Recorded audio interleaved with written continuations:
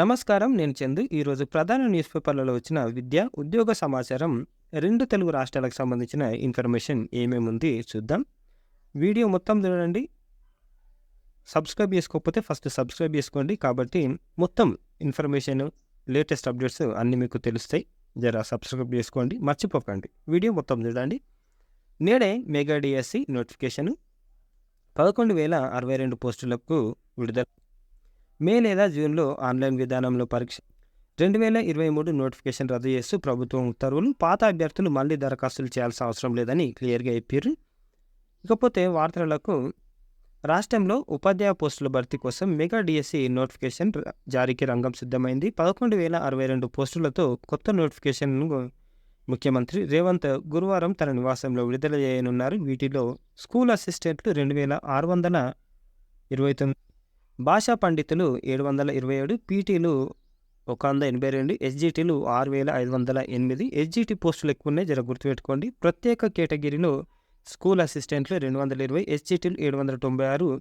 ఇవి కూడా మంచిగా ఉన్నాయి. దరఖాస్తుల గడువు, నియామక నిబంధనలు వెల్లడించనున్నారు. మే లేదా జూన్ నెలలో 10 రోజుల పాటు ఆన్లైన్ విధానంలో పరీక్షలు నిర్వహించే అవకాశం ఉంది. కొత్త నోటిఫికేషన్కు నిర్ణయించిన ప్రభుత్వం గత ఏడాది సెప్టెంబర్ 6 5,089 పోస్టులతో జారీ చేసిన డిఎస్సి ప్రకటన రద్దుకు బుధవారం రాత్రి ఉత్తర్వులు జారీ చేసింది. సమగ్రంగా మరో కొత్త నోటిఫికేషన్ జారీ చేస్తామని అందులో పేర్కొన్నారు.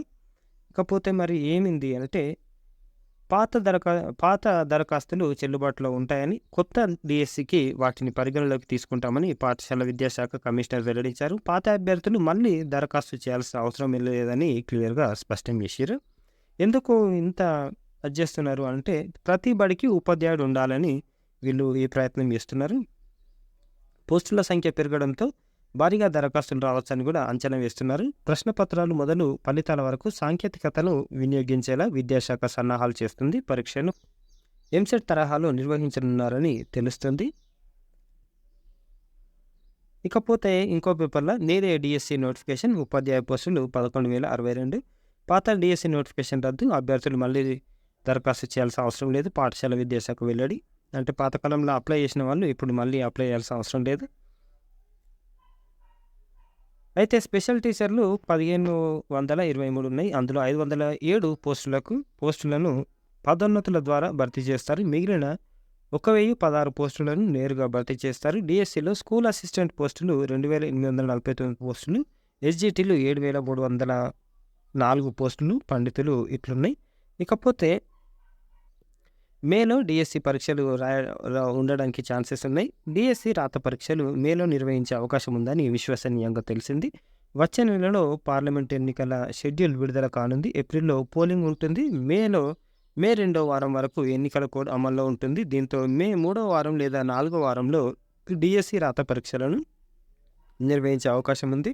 ఇంకోవైపు టీఆర్ఎస్ ప్రభుత్వం డిఎస్సి రాత పరీక్షలను ఆన్లైన్లో నిర్వహించనున్నట్లు నోటిఫికేషన్లో పేర్కొంది. అయితే ఆఫ్లైన్లో నిర్వహించాలని అభ్యర్థులు కోరుతున్నారు. దీనిపై రాష్ట్ర ప్రభుత్వం ఎలాంటి నిర్ణయం తీసుకుంటుందో వేచి చూడాలి. గురువారం విడుదల చేసే నోటిఫికేషన్లో స్పష్టత వచ్చే అవకాశం ఉంది. నేడు ఇదే నోటిఫికేషన్ ఇదే.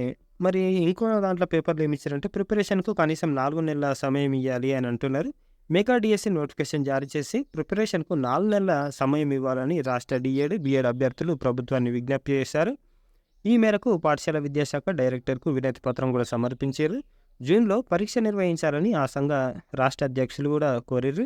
గ్రూప్ 1 పరీక్ష తేదీ జూన్ 9న ఉండడంతో ఆ పరీక్ష తర్వాత నిర్వహించాలని కూడా డిమాండ్ చేస్తారు. అట్లా చేస్తే ఇంక బాగుంటుంది. ఈ పరీక్షలను ఆఫ్లైన్లో నిర్వహించాలని పేర్కొన్నారు. ఒకవేళ ఆన్లైన్లో నిర్వహించాల్సి వస్తే విడతల వారీగా కాకుండా అందరికీ ఒకే ఒక్క ప్రశ్న పత్రంతో నిర్వహించాలని, ఆన్లైన్లో విడతల వారీగా పరీక్షలు నిర్వహిస్తే నార్మలైజేషన్తో అభ్యర్థులకు తీవ్ర నష్టం జరుగుతుందని చెప్పారు. ఇంటర్, డిగ్రీ 45% నిబంధన కూడా తొలగించి 40%కు సవరించాలని డిమాండ్ చేశారు.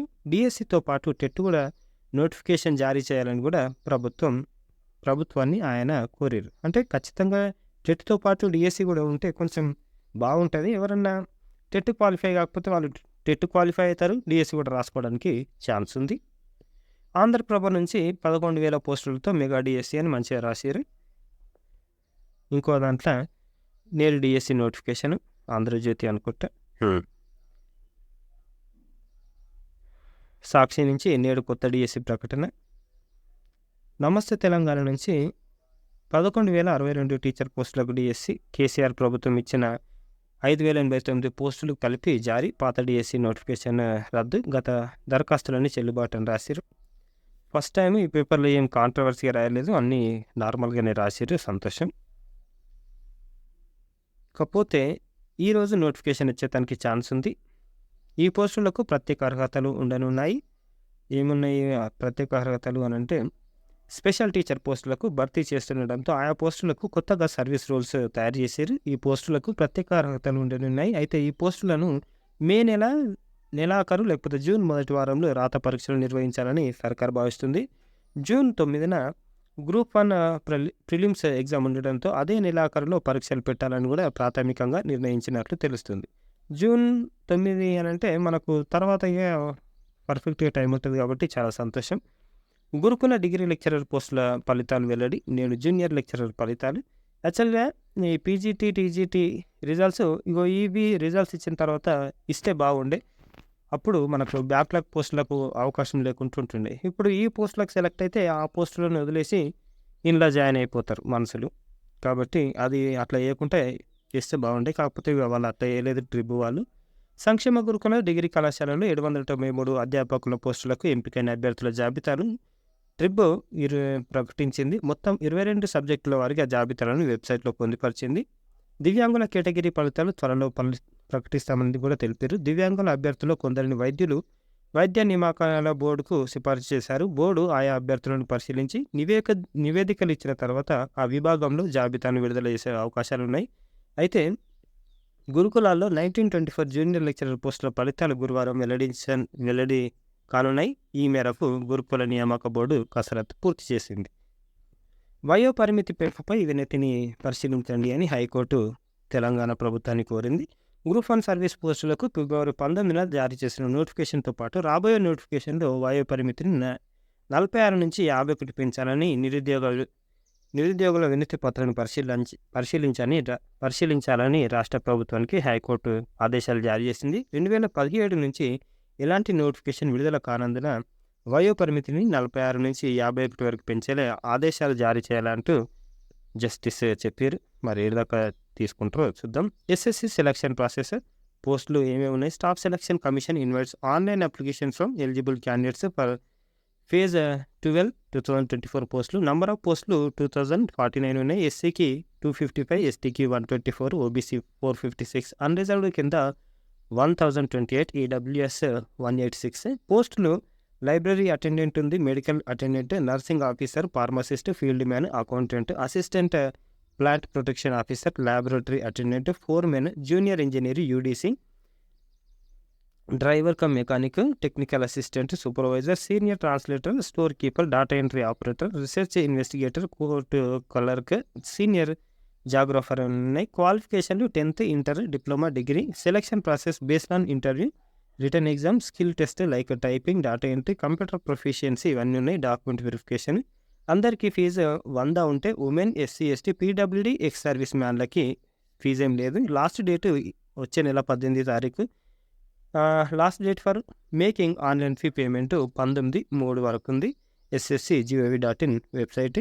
ఇంకోటి for e books pre recorded lessons English medium practice test real time online exams scan QR code అని ఇచ్చారు. ఈ క్యూఆర్ కోడ్ స్కాన్ చేస్తే మీకు దానికి సంబంధించిన ఇన్ఫర్మేషన్ కూడా వస్తుంది, ఒకసారి చూసుకోండి. ప్రవేశాలు ఉన్నాయి. రాష్ట్రీయ రక్ష యూనివర్సిటీలో కోర్సులు. కర్ణాటక నుంచి పీజీ డిప్లొమా ప్రోగ్రాంలు ఏడాది వ్యవధి ఉంటాయి. బ్యాచిలర్ ప్రోగ్రాంలు, మాస్టర్ డిగ్రీ ప్రోగ్రాంలు, సర్టిఫికేట్ కోర్సులు కూడా ఉన్నాయి. అర్హత ప్రోగ్రాంను బట్టి 12వ తరగతి, పీయూసీ, బీఎస్సీ డిగ్రీ. ప్రవేశ పరీక్ష తదితర ఆధారంగా ప్రవేశ ప్రక్రియ అట్లుంది. Website RRUAC admissions. నోటీస్ బోర్డుకు వచ్చేసరికి ప్రభుత్వ ఉద్యోగాలు కేంద్ర శాఖల్లో 2049 సెలక్షన్ పోస్టులు. అదే పైన చూసిందే మనకు తెలుగులో ఇచ్చారు. వయసు కనీసం 18 ఏళ్ళు నిండి ఉండాలి. లాస్ట్ డేట్ ఎప్పుడుంది గుర్తుపెట్టుకోండి, 18/3. ఓటు నమోదుకు మరో అవకాశం. మరోసారి ఓటు అప్లై చేసుకోవడానికి ఛాయిస్ ఇచ్చారు. ఖచ్చితంగా ఓటు అప్లై చేసుకోండి. ఖచ్చితంగా మనం ఓటు వేయాలి. ఓటు వేస్తే మంచి ప్రభుత్వాలు వస్తాయి. హిందీ టీజీటీ అభ్యర్థుల ఆందోళన. గత ప్రభుత్వం తీసుకొచ్చిన జీవో 25ని రద్దు చేసి తమకు న్యాయం చేయాలంటూ Hindi TGT train graduate teachers అభ్యర్థులు బుధవారం పొట్టి శ్రీరాములు తెలుగు విశ్వవిద్యాలయం ఎదుట ఆందోళన చేశారు. ఈ సందర్భంగా పలు అభ్యర్థులు మాట్లాడుతూ హిందీ, ఉర్దూ, సంస్కృతం అభ్యర్థుల సర్టిఫికేట్ వెరిఫికేషన్ 1:2 ప్రకారం పిలిచారు. అయితే నోటిఫికేషన్లో ఎక్కడ పీజీ ఉండాలని పేర్కొనలేదు. ఏదైనా తత్సమాన డిగ్రీ ఉంటే సరిపోతుందని చెప్పారు. గంపెడు ఆశలతో ఇక్కడికి వస్తే కుంటి సాకులు చెప్పి హిందీ సర్టిఫికేట్ వెరిఫికేషన్లో పీజీ లేదని తిరస్కరించారు. గత భారత ప్రభుత్వం 2017లో జీవో నంబర్ 25 తీసుకొచ్చింది. దాని ప్రకారం విద్వాన్ సర్టిఫికేట్ చెల్లదని స్పష్టం చేసింది. గతంలో చదువుకున్న సర్టిఫికేట్లు పనికిరావంటే ఇప్పుడు మళ్ళీ కళాశాలలకు వెళ్ళి చదువుకోవాలా అని ప్రశ్నించారు.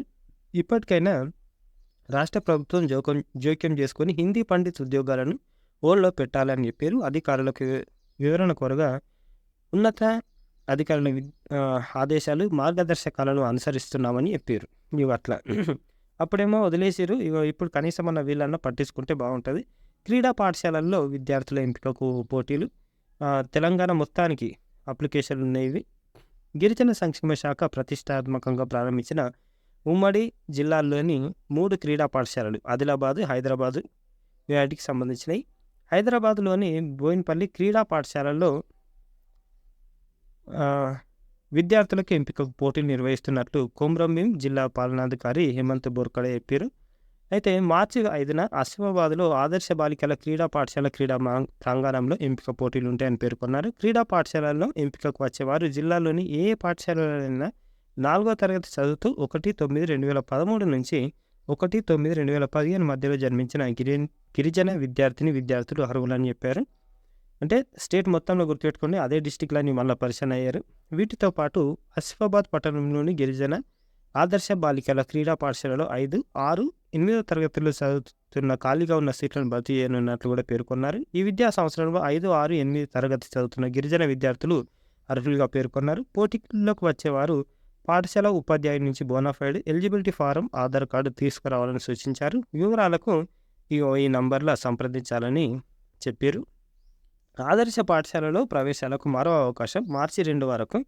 గ్రామీణ ప్రాంతాల్లోని పేద మధ్యతరగతి విద్యార్థులకు కార్పొరేట్ స్థాయి విద్యను అందించేందుకు ప్రభుత్వం ఆదర్శ పాఠశాలలు మోడల్ స్కూల్ స్టార్ట్ చేశారు.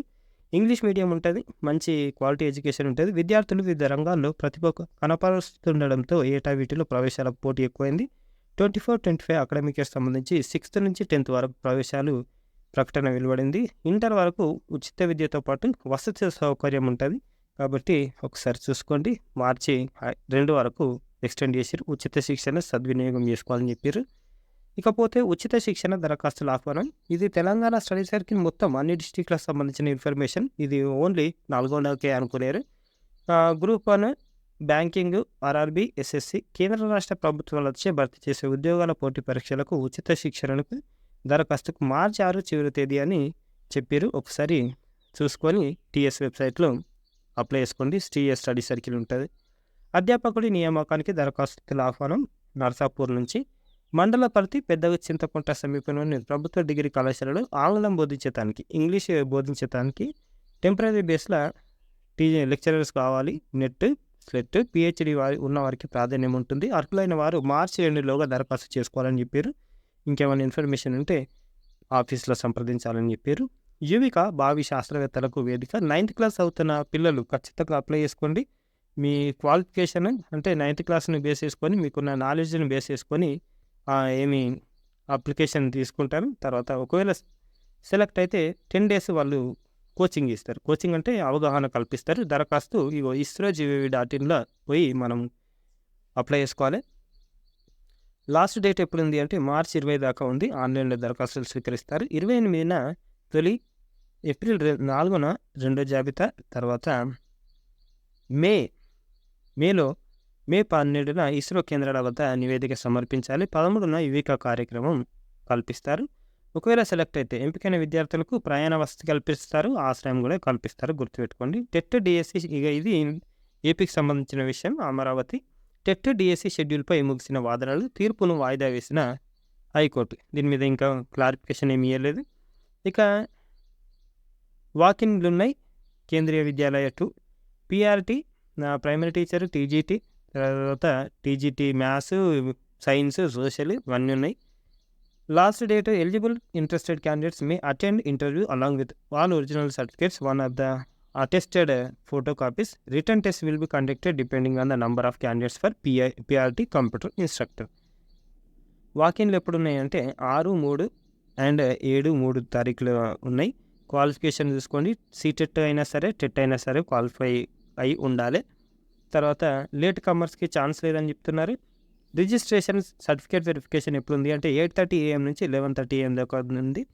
గుర్తుపెట్టుకోండి. గురుకుల డిగ్రీ లెక్చరర్ ఫలితాల విడుదల అది వెబ్సైట్లో ఉంటాయి, ఇది చూసుకోండి.